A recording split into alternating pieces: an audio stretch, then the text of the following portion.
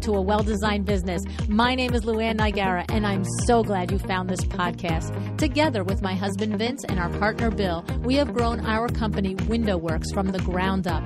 So I know and I understand the challenges you face in running your interior design business. I also know that your talent alone isn't enough to ensure your success. So on this podcast, we talk about strategies and practical steps to help you grow your business.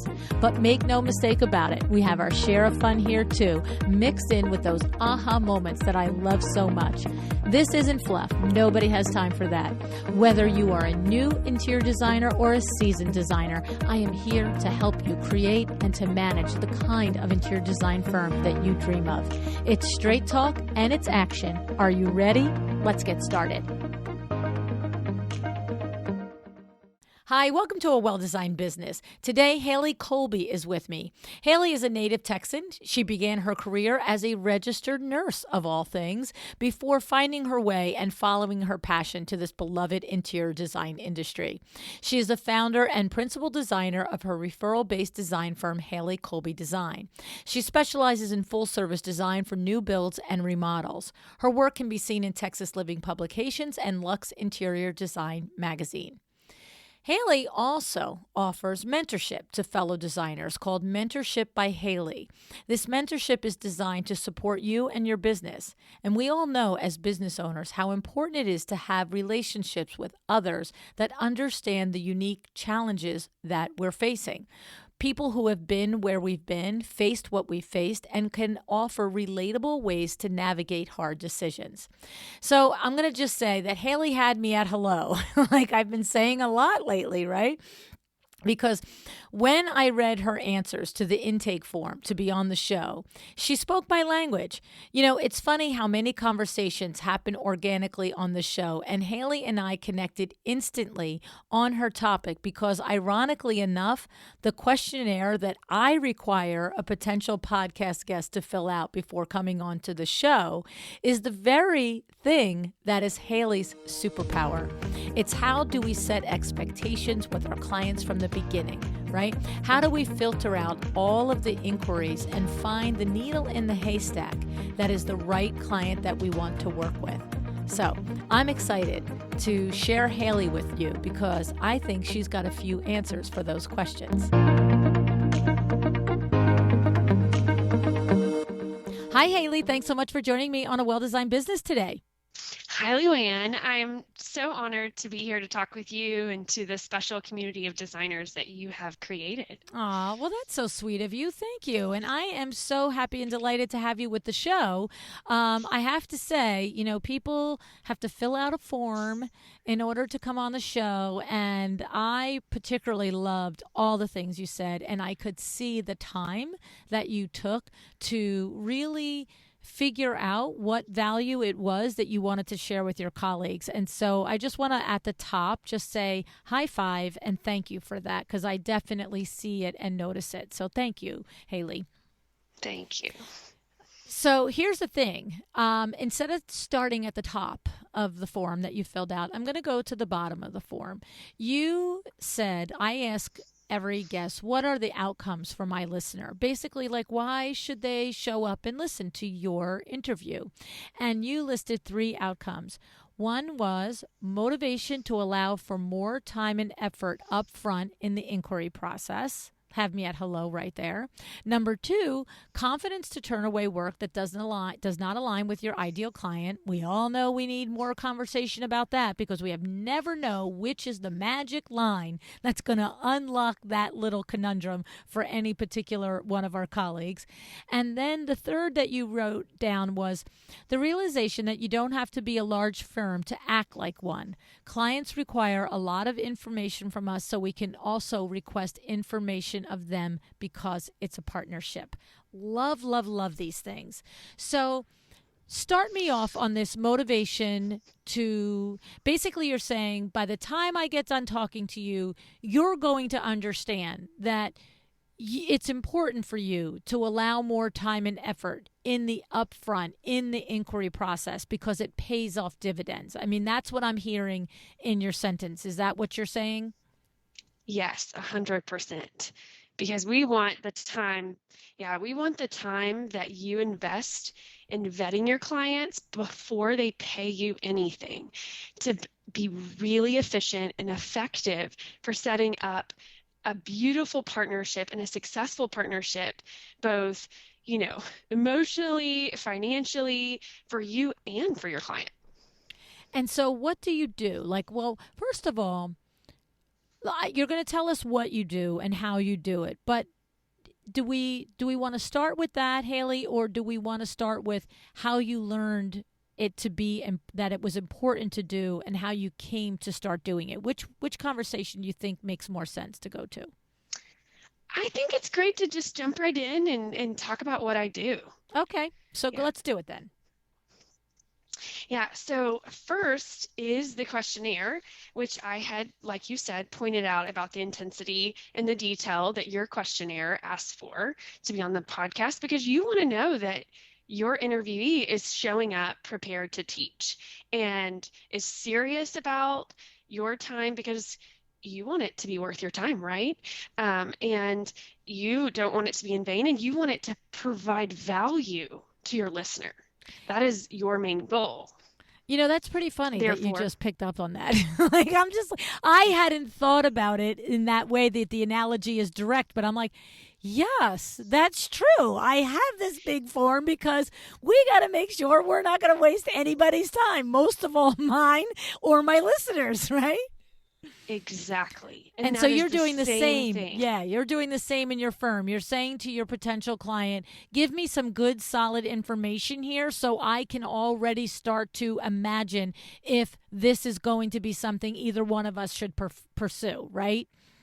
Exactly. Love it. And I'll be honest, I looked at your questionnaire probably 3 to 6 months before I actually filled it out and submitted it, because I looked at it and I said, oh, wow, there's a little bit more, in education and research and writing that honestly I needed to do to get prepared to to apply, and so to talk with you today.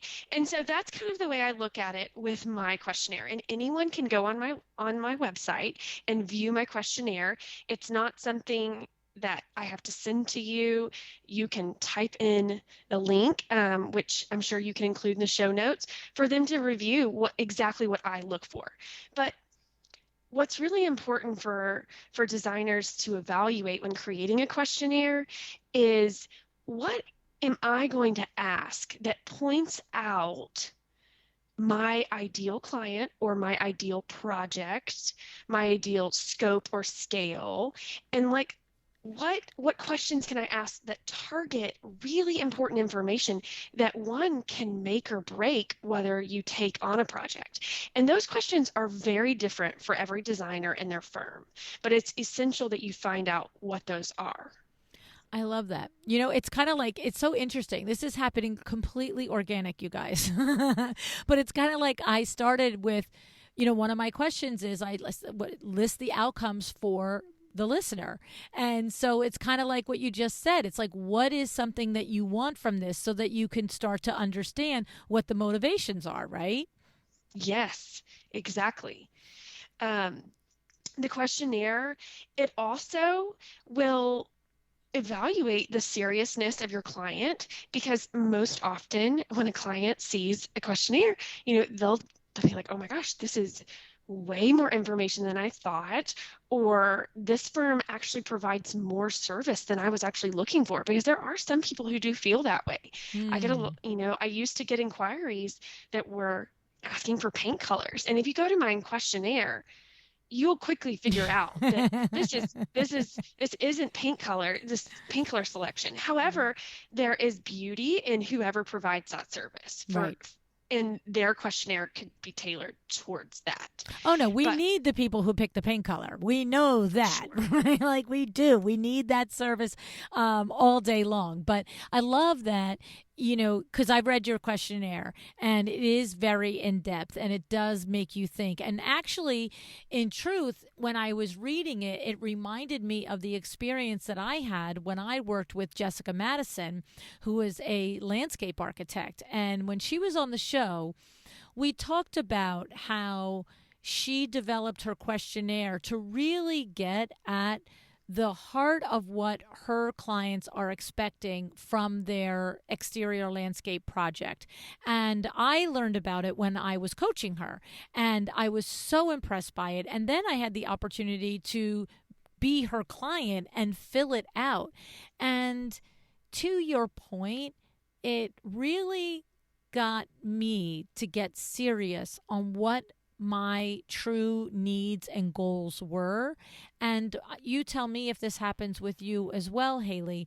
It got me and Vin on the same page before Jessica showed up, and then the three of us were in the driveway and she was watching us argue. Right? Like made us think Yes. ahead of time. So does that also happen with you as well? For sure, especially when we've all heard clients say like, "Oh, I need to go ask my spouse how much money I'm going to spend. What's my budget or my investment?" So with that on there, they have some hesitation. They've got to, if that's the situation that they're in, they've got to do that before they hit submit. Yes. And maybe they were applying for a designer before their spouse even knew that they were inquiring for designer Mm. services. Mm. And so, we all know, which is like honestly an entirely different podcast talking about, the interactions of two people being on a project that you're serving as a designer and the nuances to the conversations that they have in front of you. And so the more The you can arguing in iron the out, driveway. yes, the more you can iron out on that questionnaire, sometimes, not always, but sometimes the smoother it can go. 100%. That was exactly our experience because, to your point, Jessica also talks about investment range. And it was so funny because I always say that. I just instinctively say it was so funny, even when the next thing I'm going to say is not funny. So it was enlightening, is what it was. It was not funny. It was enlightening Hmm. because she had it on the questionnaire. I had to go to him, to your point, and say, okay, Jessica's coming in 2 weeks. She wants us to fill this out. Here's a question. She wants to know investment range. If I had not asked him that question ahead of time, I personally would have gone into that meeting with Jessica thinking his openness to an investment range was literally 10% of what it was, like Yes. 10%. And I was like, oh, and my first thought was, I can spend that much. Like, I was like, yes, let's do this, right? Like, because he makes the hardcore decisions for us. I can say we want this, we need this, but he's gonna say yes or no. It's really funny how I always say to my girls, I live in 1950, like, right? And so I like it. He's a good guy. I'll keep him. But there are some ancient, like, interactions in our marriage, right? And so, but the thing is, when you think about it, for you guys, to what Hailey's saying is to, like, make your client think about it ahead of time and get on the same page. Not only do you learn something, but sometimes your client learns something, which was pretty cool. Exactly. Yeah. Exactly. Yeah. Yes.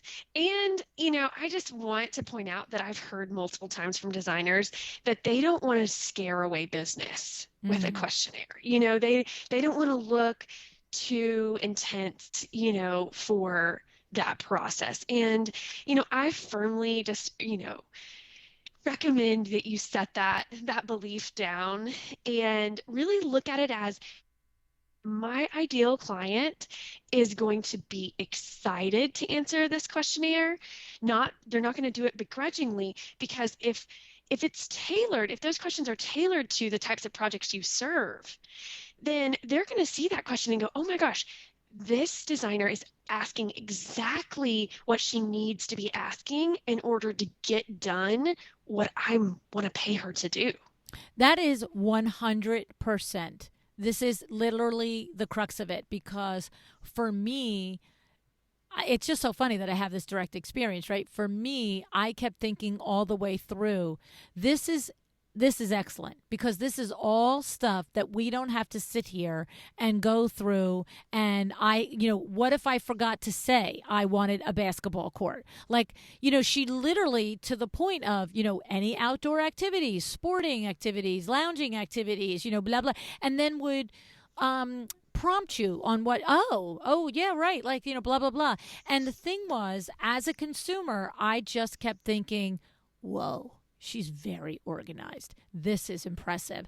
And I also felt like that by the time we had the consultation, she was coming in with a really good knowledge of the direction that we wanted to get out of this. And it felt like now the in-person consultation was able to go right to like a shorthand conversation. And so that's what you're saying. You're having that same experience because your questionnaire is detailed and it's thorough and it asks some of the quote unquote could be determined a difficult question, but it cuts through the noise, right, Hailey? Yes. Yes, Yeah. 100%. And I also want my questionnaire to subtly communicate that their opinion and their input is valued. And it's not only valued, it's essential for my design process at our firm. So that's really important. I want them to know that this isn't just about the way it's going to look. I want them to know we care about the way it's going to feel. And, we're kind of asking, we're asking about the architectural plans. We're asking about, do you have a builder or not? That kind of gives us a gauge as to where they're at in the process. So that's educating us. So yes, to your point, we are going in with a lot of information. So in that phone consultation, it can really be worth their time again. Like, we're educated, they're educated on a few things, and we come in and informed, kind of getting right to the point and really providing service in the phone call because of the questionnaire. I love that. I love that.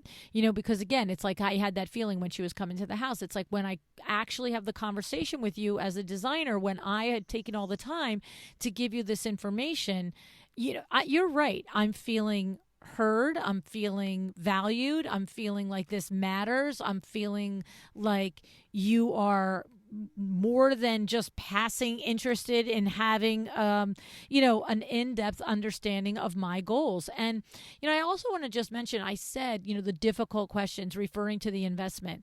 But honestly, come on, I didn't look at that like, why are you asking us how much we want to spend?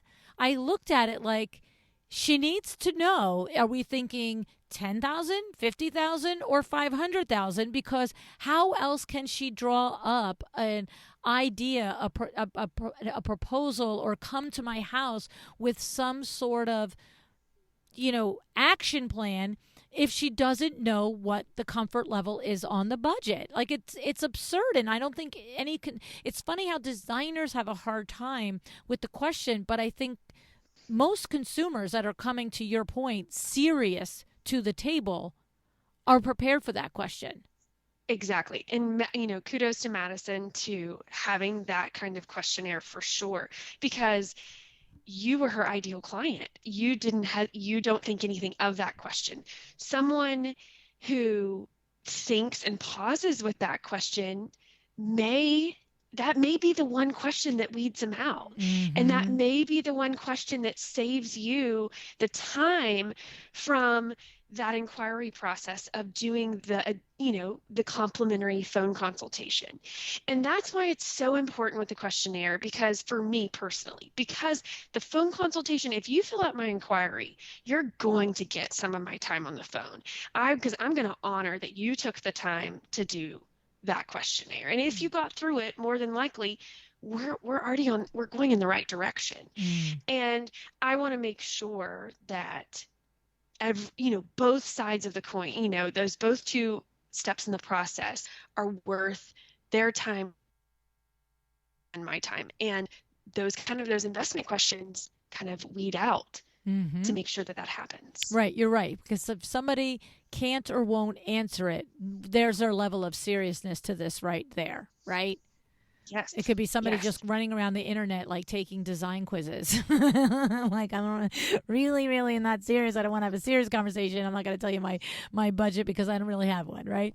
I love that. I love that. Okay, so now what happens is someone, to your point, takes the time to do this in-depth questionnaire, and then you're going to get on the phone with them. And now Hmm.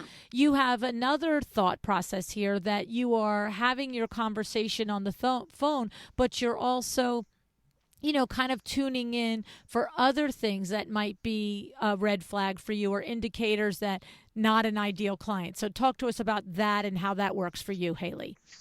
On the phone call. Yes. Yes. So on the phone call, it's really important for me to learn their motivation for why they hired me. I need to understand, what got you to this process, this point in the process of your project to bring someone in. And, there's nuanced ways of asking that, but essentially I'm looking to hear like, are they seeking a professional because they honor and respect what a professional can do in this area of design, of providing quality for their home experience as far as a holistic, comprehensive design from start to finish, from front to back of the house? Or are they coming to you out of overwhelm because they tried to do it on their own? And these things are just really observations for you to kind of do a gut check with, like, does this sound like a good a good match for who my firm typically is in relation with as far as projects go? I think during this phone call too, it's really important to have your own set of keywords that are ideal keywords, and then you have red flag keywords. Hmm. So, for example, for me, one of my like red flag keywords is someone who says advice. My ideal client rarely says the word advice. They are not looking for advice. They're looking for me to do it for them. They're not, Mm. advice is like, tell me what to do. Mm. And sometimes there is an instance where they might use the word, Mm. appropriately. Mm-hmm. But most of the time I have observed through my years of vetting clients, that's a word that's kind of like, oh, ding ding ding. Wow. Maybe they don't want full scope services. Maybe they want a personal shopper. Right, right. That's the thing, right? I mean, I figured that's where you were going with that. Somebody that is just saying, "Oh, tell me this sofa or that sofa," and then I'm going to run off and go buy it. But and I'm glad you qualified it, right? Because somebody could, look, somebody listening be like, "Oh, if they say the word advice, they're out," right? But you're looking for the way they use the word advice and what it is that Exactly. it means to them when they're saying it, and when you're paying attention and listening, it sounds like to me that you can discern if they're talking about personal shopping or actual I'm hiring a professional. Yes. Yes. Through multiple conversations and through knowing my services and how we work, that's what I hold it against. Those, what I'm intaking, what I'm hearing, what I'm observing. Yes, that's what I'm Okay. discerning.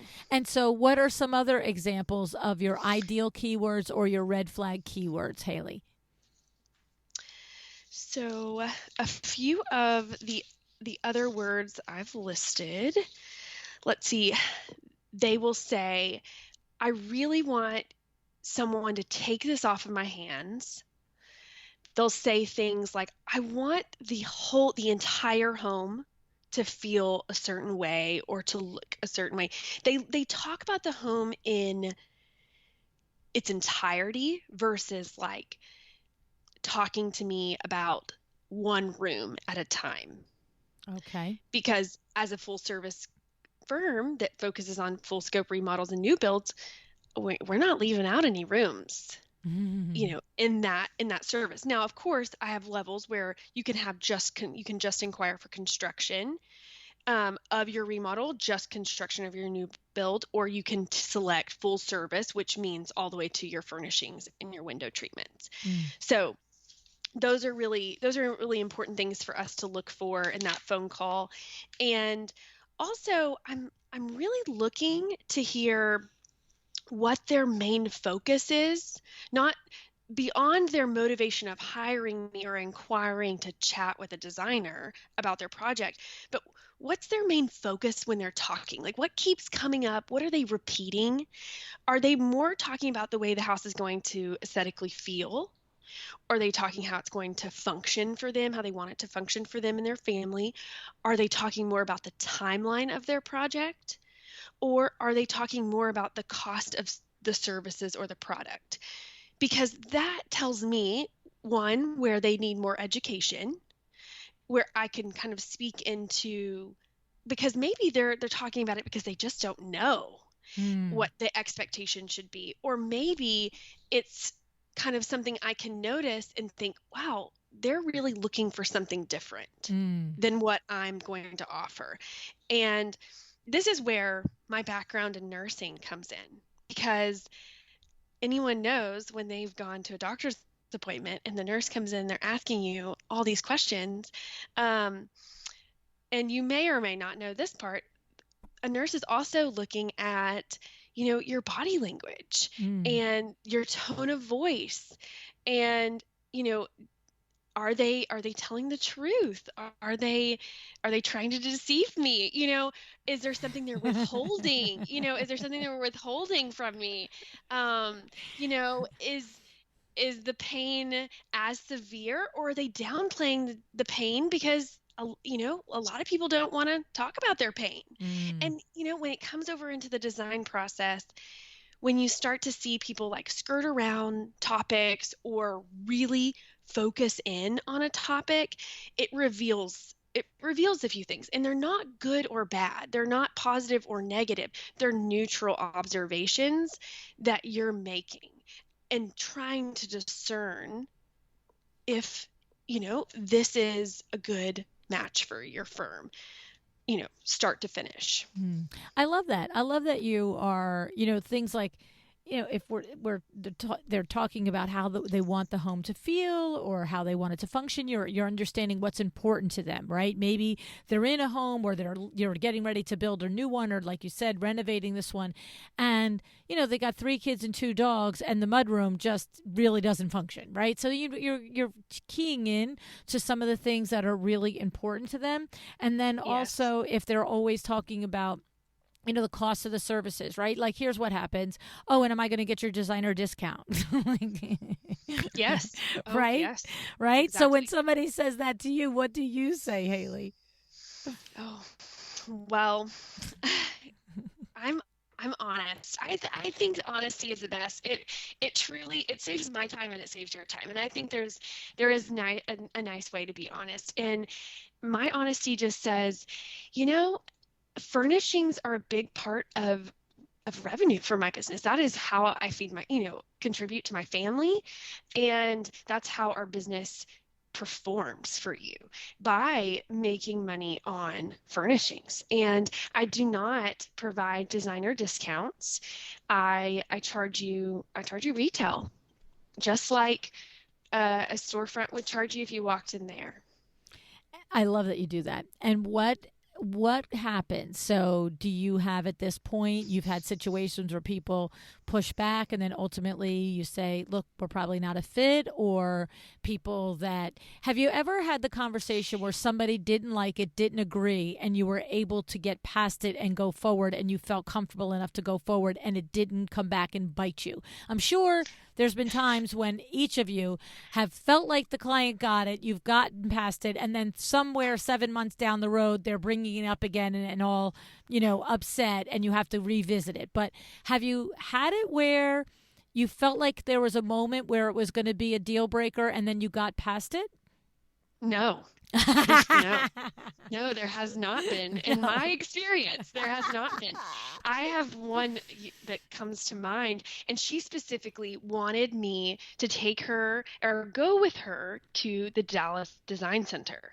And then she had trade accounts and she wanted to purchase it herself. And she wanted me to be there, to be her personal shopper, in so many words. And what I explained to her was, In that case, and I understand you have accounts at the design center, and that's great.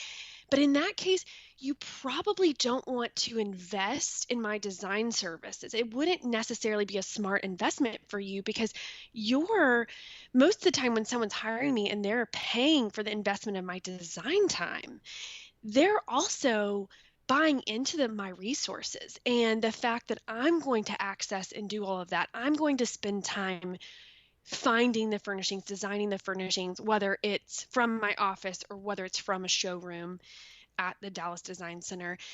That is what that time covers. And someone who is investing in that, it wouldn't necessarily make sense for you to then be doing it on your own. So, how do you feel about that? And then I let them talk. I love it. I love it. I mean, the big thing is I love that you said that you feel like honesty is the best policy, and it 100% is, and especially before you're in contract. That is the time to be Yes, honest, because there's, look, you everybody can say never mind, right? Everybody can say never mind. We're not doing a bait and switch. We're not saying, well, maybe we'll see and maybe that and blah blah blah, or yes but not no, not really. Like, it's just say it, right? Just own it exactly. and say it, right? And sometimes, for your designers who are maybe listening and they don't want to grill their client on a phone call, even more reason to really press into your inquiry form and, your questionnaire form and allow it to kind of do the dirty work for you. That's the truth. Let it do the heavy lifting, right? Because the heavy lifting is both on the positive side, where you're able to, as a designer, to come into the conversation with so much information captured. So you really have an idea of the scope of the project and what their motivations are as far as design and aesthetic and function and all the things. But, it does a heavy lifting for, what is potentially, at least in, possibly in the beginning of your career, the harder conversations. You got to get past it, though. I mean, you just got to.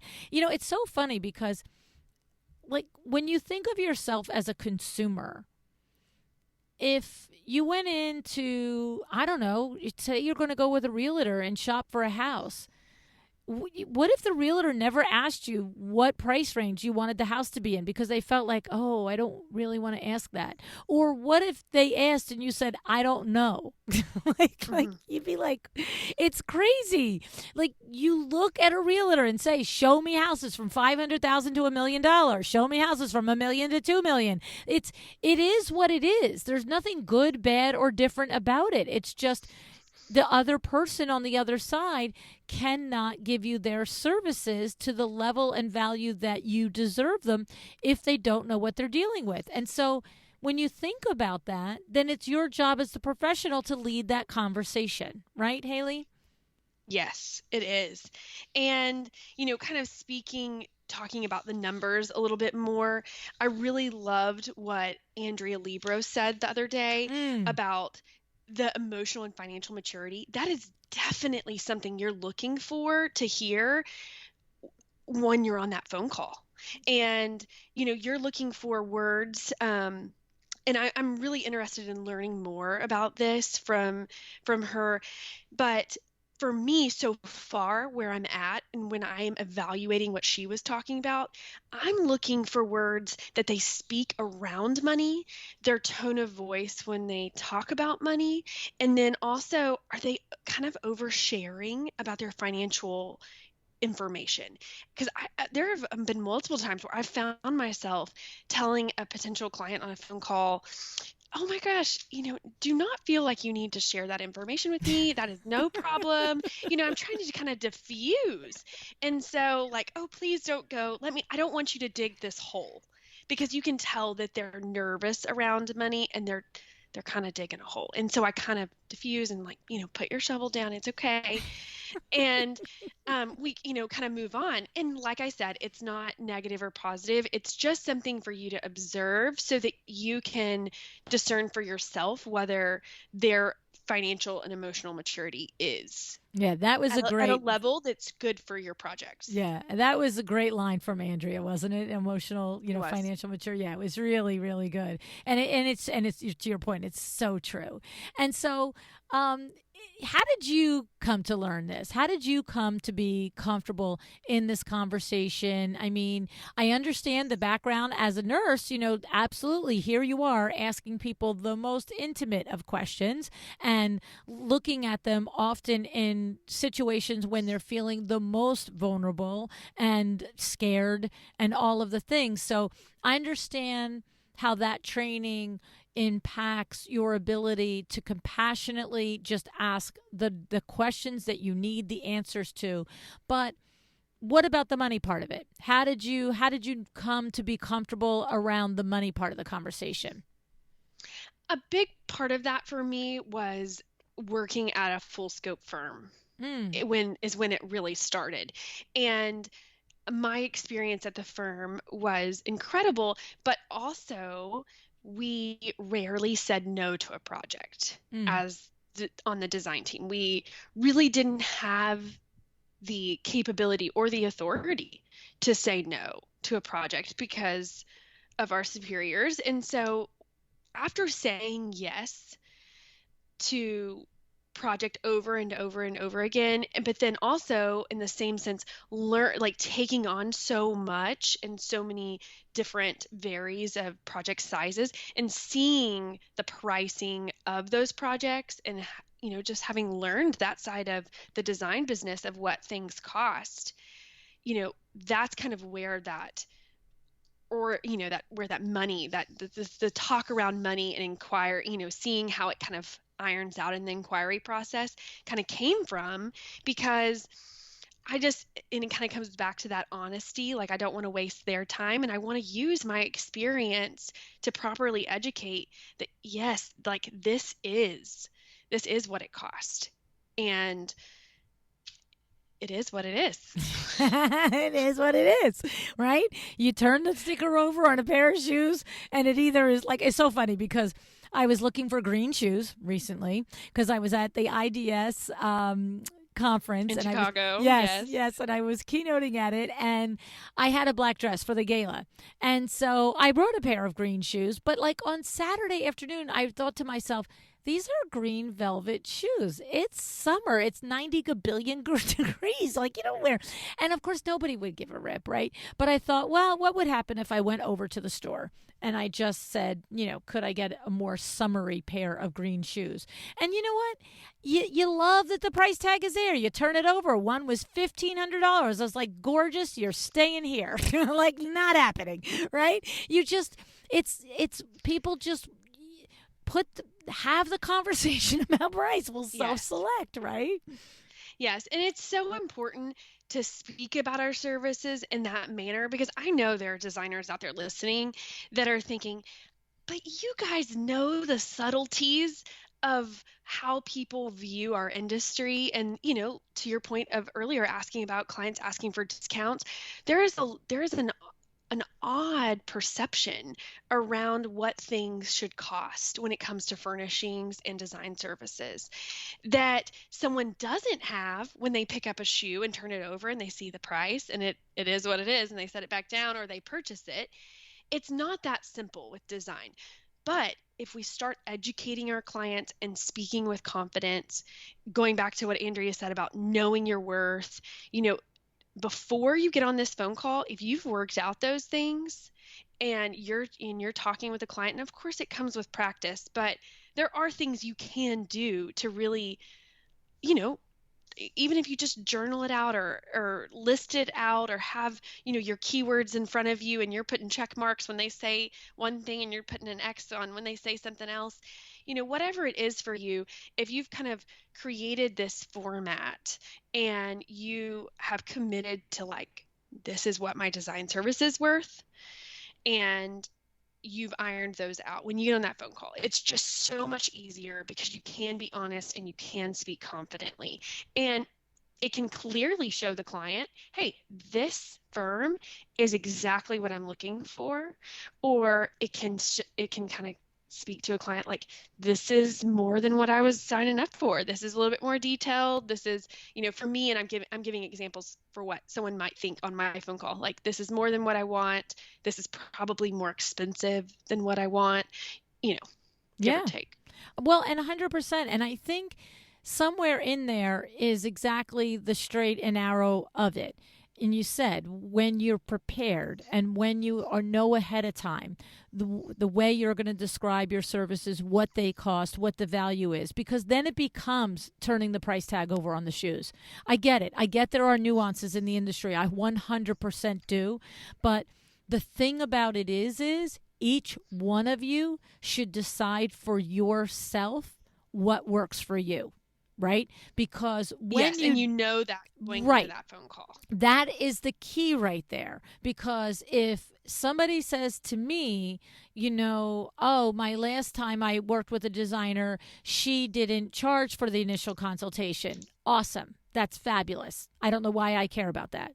like that's not how I do it, right? Like, you know what I mean? That's inside voice, right? The outside Hmm. voice is, well, that's interesting, and I guess I can mentally make note of it. However, let me explain to you again the way my process works. First, there you fill out the questionnaire. Second, we have a phone call. Third, we have a paid Sure. consultation. Like, the point is, it is just turn it over and see what the price tag is. But to your point, you have to be clear first on what that price tag is, because when you're shaky, that's when they sense it.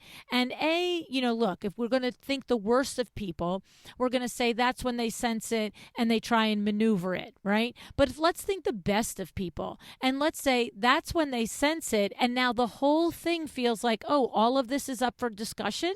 Wait, we're going to like decide as we go what the rules are.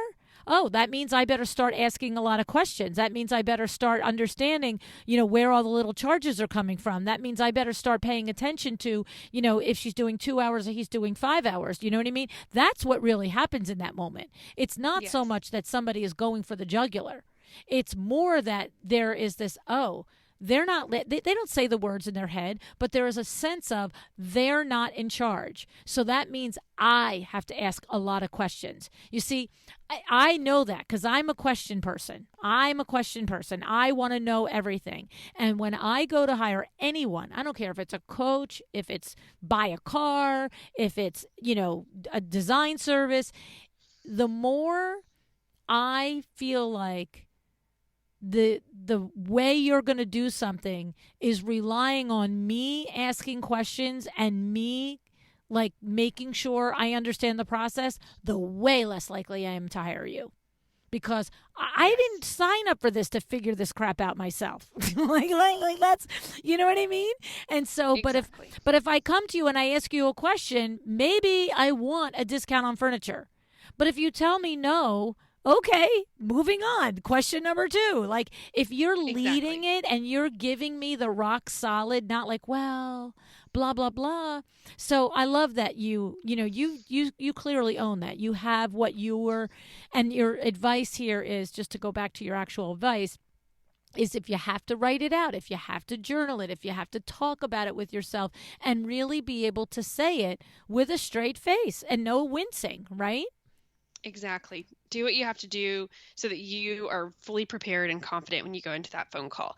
And a few other things that kind of really stood out to me when I was evaluating, this step in the process is one kind of key thing for me, and maybe this resonates with a listener, but also I just really encourage you to kind of find these own things for you and your own firm. But one thing for me is when a client at this stage in my business infers more about their timeline in this process on the questionnaire or in the phone call, and they're really set on getting it done ASAP. And we need you to start designing tomorrow. And, you know, we're breaking ground in a month or, whatever it may be. Whenever someone stresses that their timeline is more important than who's doing the work, Mm. it is like a really good time for me to pause and really consider, is this a really good fit? Because 9 out of 10 inquiries that come to me because I am a primarily referral-based business, they're like, "Oh, you can't take us on until January? We'll wait. No problem." That's nice. That's nice Yeah, it because is they very know your reputation and they know that you're going to deliver a good process and project, right? yes. And the final thing I'll say kind of about the questionnaire and the phone call is I'm sure you have designers listening that are getting DMs through social media Mm. about their services. And for me, particularly, when I get a DM for services, I I will respond. More than likely, I'll ask for their email to send them information, and I'm going to get an email together that lists off everything you need to know about the firm. Here's where you can learn more. Here's your inquiry form. The next step after you submit your inquiry form is the phone consultation. They can schedule it online, or they can just wait for me to reach out to schedule it with them. And that typically just depends on whether they're tech savvy or not. But what happens here, and what I really wanted to kind of point out on this kind of social media front of receiving inquiries, is I'm very serious about them having to fill out the form before they get to the phone call, and that they're willing, I need to see that they're willing to honor my process. Because if they're not willing to honor it in the initial phase, because it's kind of like dating, and if they're Yeah. not willing to honor it, then are they really going to honor my process when they're the one paying me? Mm. And so I kind of see, because a lot of times I'll get inquiries, I'll send them the inquiry form, or I'll get DMs and I'll send them to the inquiry form, and I'll never hear from them. Right. And they were 2 seconds ago requesting information Right. on social media. And my bill's Or they'll starting cold next call month. me. Yes, yes, exactly. Or they'll cold call me because they got my phone number from a referral. And then I am like, ask their email and I send it over to them for them to do the inquiry. And I really, I just stress that, like, having your process and seeing if your clients will honor it. And, just do they value my time so that I can in turn, provide a higher quality of service to have that increased knowledge, or are they just kind of fishing for answers?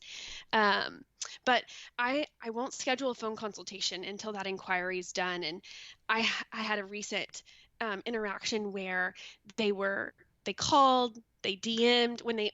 When I didn't answer a DM, they called me, and they made sure to tell me, that they were referred. And I did my process, and they went through and barely answered any of my questionnaire, but they Mm. submitted it only because they knew that I had said, well, once you fill this out, I'll schedule a phone call with you. Mm. So in the key part in this email where I send the inquiry and I say, hey, you can learn more about us. Here's our profile. Here's our portfolio. Here's our YouTube channel to watch so you can get to know us. When I send all these things, I also put in there, hey, here's my timeline. And, for your scope of project, we are booking for January 2023. And at that point, the clients who are not serious, they just kind of dissolve. They just Mm. disappear. They Yes. were once so intent on getting this information, but when you communicate with them your timeline, they're like, no. They don't even respond. Mm. um, which is just very telling. And I just encourage, as designers, we get a lot of inquiries where they're really forcing information from us. They're really knocking down our doors to get it. And do not hesitate to kind of push back and say, okay, well, here's what I need from you, for next step. So that, because it is a partnership, it is a give or take, and that's kind of really where that starts to really show whether they're going to honor that or not. I love that. I love that a lot. I mean, look, you can hear you're in the trenches. You can hear that you are experiencing this deluge of, DMs and all the things with people who think that, it all is about whatever they need at that moment. But as soon as they have to do something in order to come to the process as a fully engaged partner, all of a sudden it's not so important anymore. Or, you know, when you're not available today, then, you know, it's not that important anymore. And of course, how serious is that, right? If you're literally building a home and you're planning lots of things, like everybody's not available this day, right? Exactly. And it really, then it speaks to they're overwhelmed and now they want a professional. They didn't want a professional in the beginning when they started planning it. But now that Right. they're overwhelmed and they're inundated with the questions from the builder or the general contractor for their remodel, they're in need of services. And not all of those inquiries are not a fit. Right. It's I was just thinking the same thing. observation Sometimes for you to that is make. okay, but they still have to follow the rules because that's the thing. Maybe, like you said, maybe they were cowboy. They thought they could do it on their own. Maybe they've, you know, seen the light and they understand. It doesn't mean that they don't get the value now, but if they don't follow the rules, that also is that's you know that's double whammy basically. But if somebody puts their tail between their legs, it's okay, we get it. You guys are amazing, I need one of you. Yeah. And then the other thing that we wanted to touch on is the paid consultation. Tell us your philosophy and your, you know, process surrounding that, Hailey. Yes, we charge for a paid consultation for our remodels and for our furnishing projects because that would require us going on site to see their existing furnishing, you know, furnishings that we are going to be designing around, or if we're just going to be doing a whole redo for their furnishing project, we go and we have an on-site consultation to view the space. So if we're going somewhere, and I'm kind of separating this from design build inquiries. So a new build inquiry would come into our office and just bring their plans. So that kind of consultation, they're interviewing us, and the nature of that in our industry is more of an interview process. So they come in and that's not a charged fee meeting. But when we're on site and we're consulting for remodels or furnishings, we have a paid consultation. And we've structured this where the paid consultation is about triple our hourly rate. And what this does is, you know, at the end of the day, I mean, it's not that big of a fee. Some people, it can be a little surprising, but if they're about to embark upon, you know, a new build project, which is typically a high dollar amount, they're not going to bat an eye at this number. So that's kind of one way to kind of weed out inquiries that may or may not be a good match for your firm. But also, when we triple that hourly fee for that, you know, that one consultation, it does a few things for us. Whenever they receive the design proposal and see our hourly rate at a third of what they were charged for their 1 hour consultation, they're like, sigh of relief, you know? So that's always kind of a good feeling for them. And then also, it provides my team relief and provides me relief if a client kind of keeps us on site for longer than an hour, our time at the end of the day is compensated. So it kind of gives us that protection, you know, financially. And sometimes we naturally stay on a project site longer because there was good chemistry and it was moving in the right direction. And we were making really good progress with some decisions and kind of narrowing down that scope of work, because that's really where we do that on those on-site consultations. And so I fully believe that if your ideal client is seeking out your niche of services, they're willing to pay for that consultation. And if they aren't, then just allowing that to be a part of the process that weeds out clients that aren't a good fit for you. Well, and we have to go back to what we've just spent, 45 minutes talking about, which is by the time you're asking someone to pay for that consultation, they have really filled out a very in-depth questionnaire. They've had a really good conversation with you. This is we're getting to the dance now, right? This isn't like, Yes. oh, this is the first, conversation, and your fee for a consultation is hitting me between the eyes. At this point, I'm feeling like I know exactly what I'm getting into. I'm not doing this step with somebody that I'm not at this point probably 90% certain I'm going to hire, right? Yes. You've already provided so much value on in the questionnaire and in the phone consultation. They're not hesitant Right. to hire you for this consultation. Right. And then how do So you describe it, Hailey, when you say, because in there you're saying, hey, the one result of it is that I've said to you, here's an hour consultation, let's call it $900, right? And then you do your design proposal, and here is your hourly fee for our design project at 300 times 50 hours. And they're like, oh, wow, thank God it's not 900 an hour, right? And I love that you're saying if I'm in and out in an hour, great. But if I stay 2.5 hours, I feel happy to do it. Like anybody who has coached with me, they know that there's been times when they've got to price something, and maybe sometimes it's something you're not sure you want to do. You're not sure you've got the time for it. It's not a hard no, but there's some nudge about it that is giving you a little question mark about it. And what I always say is make the price, if you want to do the quote, make the price high enough that if they say yes, you're smiling all the way through the process. Like that's it. Because if they don't say yes, you don't care, you're not really attached to getting it anyway. So in this case, you're saying if I go for an hour, great. If I stay for 3, I feel covered and I feel content and I feel happy. But what do you say to the client? Do you say it's 1 hour? Because like my brain goes, if you say it's 1 hour and you end up staying 2, now we've set a precedent that I'll stay 2 hours when you theoretically have only paid for 1. If you say 1 to 3, is somebody like feeling like they're going to like drag this all the way to the 3rd hour? Like, how do you do it? I personally say it's an on-site consultation that typically lasts between an hour and an hour and a half. Okay. So it kind of gives me that window to if I know that it's not going anywhere, I can wrap it up in an hour and I've met the expectation.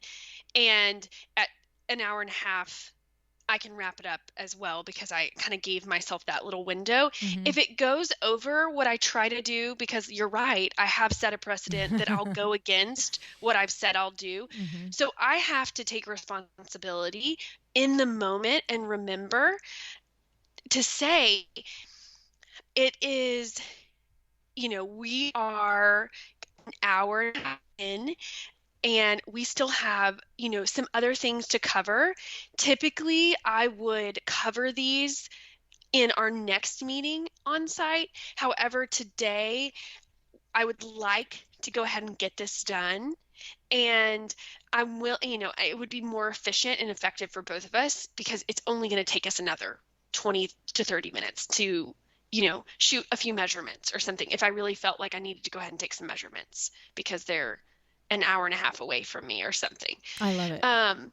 So I just have to clearly communicate that I realize I'm breaking my protocol. Here's why, but here's the standard. This is what you could expect from me in the future, by saying like, oh, this will be in the next meeting. Well, what I love about it is, again, anybody who's ever coached with me, they know the line like, do what you want to do, give the value you want to give, but make sure the person knows what they're getting. That's it. Yes. So you're so dead on. You don't just stay the extra half hour or hour without calling out that I am cognitively aware that I am making the choice to stay this extra time because I'm measuring it versus a 3-hour car ride to get here, or I'm measuring it versus I'm only going to do this on the next visit anyway. If you've got another half hour, I'm willing to put it into this visit. I think it's so really fabulous the way you do that. And I had no idea what you were going to say, and love your answer all day long. I love it. Yeah. So smart.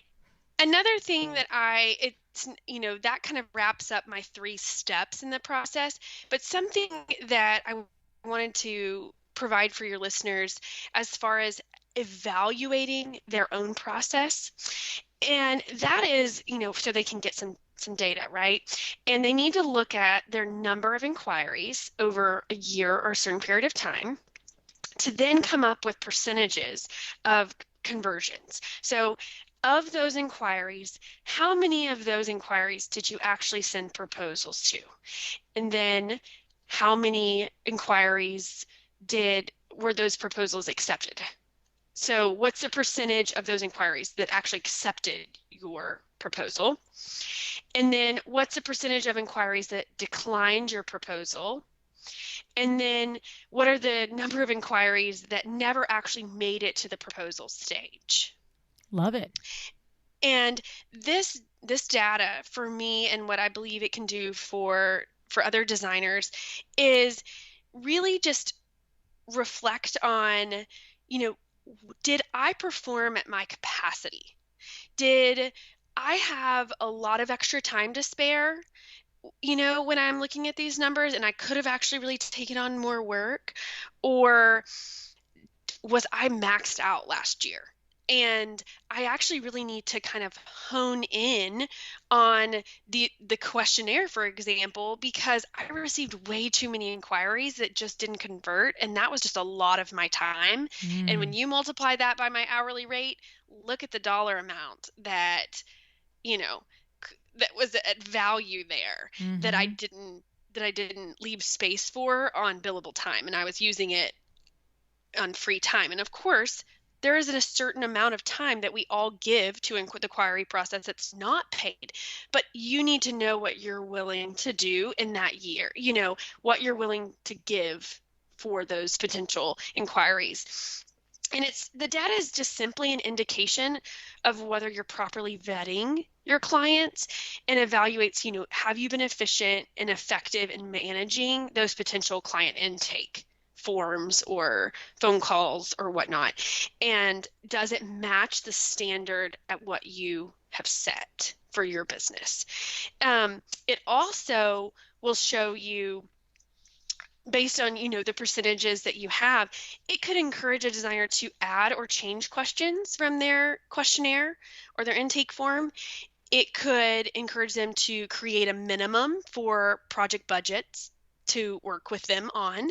And like, okay, maybe now's the time I need to put a project minimum on my stuff.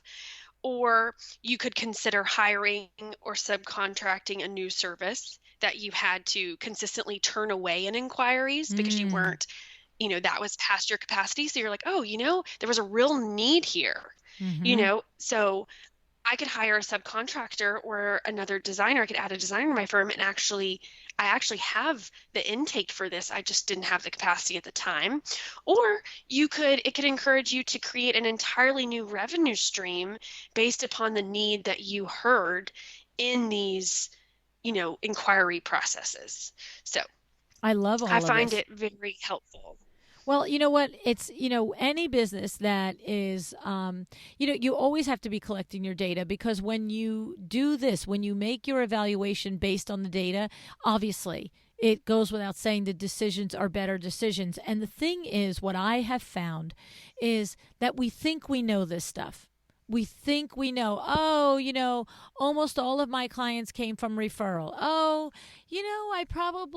I would say closed 6 out of 10 people that inquire. But when you go and you press someone to actually get the data, it almost always is, oh, I had 10 projects and 3 were from referral and 7 were from, Instagram. It's like, you know what I'm saying? Like, it just, every time we've done it in our own business, if I've done it when working with my chairman of the boards, it is very unlikely that there isn't something in the data that surprises us as a business person. And to your point, it can reveal lots of different things. It can reveal, to your point, a new revenue stream. It could reveal, to your point, that you're not collecting the right information because you're not converting, all of the things. Now, what do you consider for yourself a good conversion rate, Hailey, from inquiries to phone calls to consultations to projects? What are you looking for? Yeah, my capacity is about 30 to 40% conversion of all of my inquiries. Okay. Um, So that's yeah, a and great that way to that answer varies that. from season to life. Okay, so that's an interesting thing because you know me as a salesperson, I'm evaluating how many can I close, but you are more smartly saying how many can I service, right? So you might Yes. be able to convert 40 people, but if your capacity is 20 people, well then that's what you're shooting for. So, again, that's where window treatments are different than interior design. And I do know that after 800 interviews in 6.5 years, but I process it from my own brain where I'm just like, we're selling every single thing, I can possibly sell, right? And I'm looking for that 60, 65, 67, 68% closing ratio. But what you're saying is your referrals, your social media, whatever marketing you are generating, that's generating X amount of inquiries per year. And if it's generating 100 inquiries a year, your capacity is 34%. Or if it's generating 40 inquiries a year, your capacity is 34%. So the idea is we don't know what it's generating. You do. That's not important for us. But you know your numbers and you know where you're at. So what you're saying also is further is if you were to evaluate in 6 or 7 months 2022, you might say, oh, interesting, now I get what you're talking about. I ended up converting 42% and I was able to think, sleep, walk, talk, and design. Whereas in Yes. a different season of your life, maybe kids are in the house or you're taking care of parents or whatever it might be, you would say to yourself, I converted 42% and I'm on the verge of an actual like exhaustion breakdown. We got to back that up, sweetie. Right? Exactly. And then you need to evaluate like, hey, like you need to really rein in on, your inquiry process. Like that Mm-hmm. questionnaire, like if you haven't dug into some questions that are really specific to your niche, like you need to do that now because you're receiving too many inquiries if that's the case and you're exhausted. Too many inquiries and you're not converting them. Therefore, you were kind of wasting their time and our time, Mm-hmm. and so every year it's really the data is just really for observations of kind of how to kind of pivot in your business as far as services go and where your time is spent and whether you were efficient or not. I like to see ideally that my number of inquiries kind of either stay the same from year to year or decrease with a higher conversion, and then I can then look at my revenue from that year Mm. and see it's expanding. And so if I've got a really high inquiry rate and a small conversion rate with a high revenue, that says one thing. But if I've got a lot of inquiries with a small conversion rate and a small revenue, that says something else. So, Right. it's just kind of an overall holistic like view of like how am I kind of doing start to finish on taking these inquiries and converting them and how do I need to pivot? I love it. I love it. It's so smart and so intentional. Yay for you. Yay, yay, yay. Oh my goodness. Well, I have to say, so much great advice here, Hailey. I mean, as we started this conversation in the end here, I was like, oh, I could pick this apart for 20 more minutes.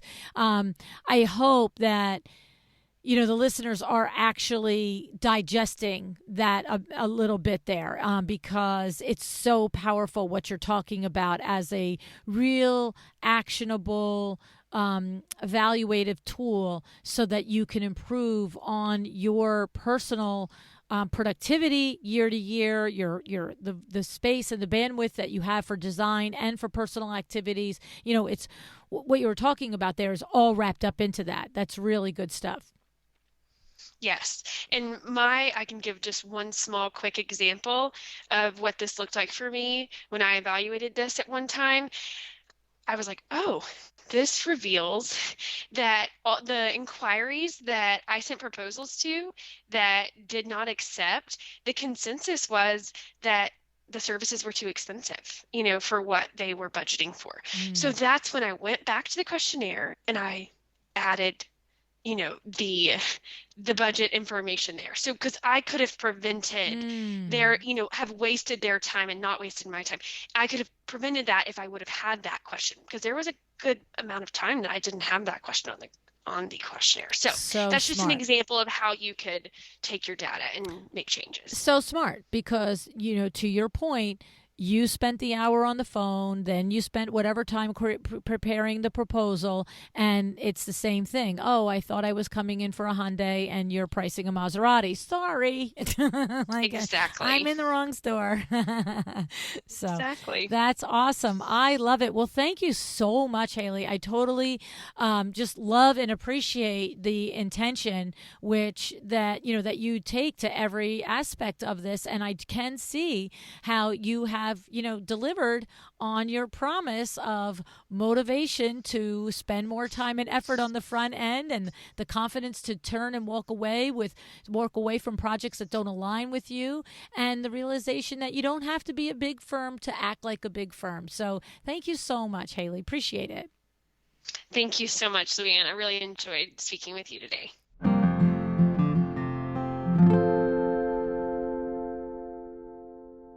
I cannot stress enough how important it is to have that first conversation, right?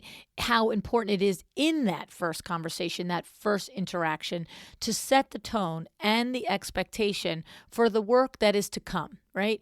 And it's not only setting the expectation for the work that is to be done, but it also is there, and the purpose is to make sure that the client aligns with your vision for your business and the kinds of projects that you want to be working on, right? That's the other reason that this first contact and first conversation is so important.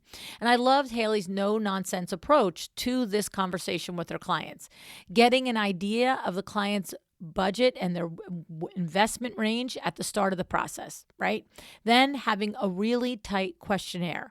Create a questionnaire that will ultimately point out if this is your ideal client, your ideal project, your ideal scope and scale. Being honest about not giving away your trade discount. Having your very clear list of key words and red flag words. Having the confidence to tell a client when your services are not a fit for them because, you're not willing to compromise on the way you do things. These are all things that we have discussed on the show over and over because these are the things that we all struggle with in this communication with our clients. These are hot button issues that come up time and time again, and I love that Hailey confidently and clearly addresses them head on with her clients. And here are two other reasons why I love it.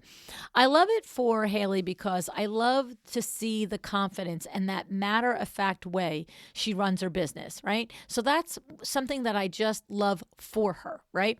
And I love that it's important for all of you to listen, to hear that it is okay, that it is allowed, that you are within your right to put your foot down and outline your very clear rules of the road. It can be done and it should be done. These are sometimes tough conversations, but you can do it. I know it, right? Now, I also love that Hailey has a terrific process for the end of the year. You know that I stress the importance of performing an autopsy for every one of your projects.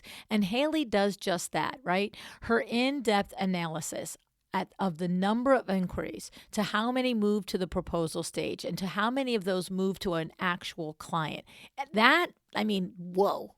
I was like, that is awesome. And then the fact that she is then taking that data to assess her performance and if she could take on more work this year or if she was burnt out, does her questionnaire need to be revamped altogether because the inquiries coming in aren't a match? How smart to leverage all of this data into actionable steps that she uses to improve her business, to increase her profits, and to move forward, and building her business with exactly the types of projects that she wants to do. I mean, I think she might be the poster child for the perfect project autopsy. Just gonna say, I love it. What a smart lady. Oh my goodness. So I want to thank Hailey for joining us today. And I also want to thank you. And I also want to do a quick thank to our show sponsor, Rebel Woods. Rebel Woods is your source for premium hardwood and resilient flooring. And using the Rebel Woods Selector tool, you'll be able to find curated suggestions for your project catered to your client's home. When you sign up for a free professional membership, you'll also get access to exclusive discounts and referral benefits. So visit revelwoods.com to get started, and the link will be in the show notes. I also want to shout out to Rebel Woods because Rebel Woods is one of the sponsors for our Power Talk Friday tour in High Point this October 21st. 2022. All right. This is an event that's going to go from 9 o'clock in the morning to 11 o'clock at night, right? So join us for a jam-packed, game-changing day specifically designed for owners of interior design or window treatment businesses that are at the multi-seven-figure level. Okay. Now, I mentioned this when I talked about Hailey's mentorship program. There's just something different about being in a room with your colleagues and peers who get it, who understand your unique challenges. Amazing things can happen when you get into a room filled with business owners like yourself, especially if you have the opportunity to do it in smaller group sessions that are specifically structured so that it's an open, safe, caring, respectful environment where the information can be shared, the information that you need to know to move the business, right? To move the needle in your business. So this will be exactly that environment, a powerful room full of colleagues and mentors. It'll be myself, the Vincenz will be there, Eileen Hahn will be there. And we've all been in your shoes in one way or another in growing our businesses. So together we will all talk about what it takes to level up, to increase profitability, to increase efficiencies, and to, one of the things that we cover at this level is building teams, right? So that will also be part of this conversation. So visit powertalkfriday.com to learn more. All right. Thank you so much for joining me today. I'm just going to take a second. It's crazy. It's going on 6 3/4 years now, right? It's like I'm like a 5-year-old where I'm like, scooching my years. I'm 6 3/4, Mom. Right? But it's been an insane ride, and every once in a while it just grabs hold of me, the magic that we are creating together and that we are sharing in this community. And sometimes just saying goodbye and thank you isn't enough. And today that moment felt like, to me, I need to tell you more. So here's more thanks and more love and more appreciation for showing up and doing this with me. Decide to be excellent.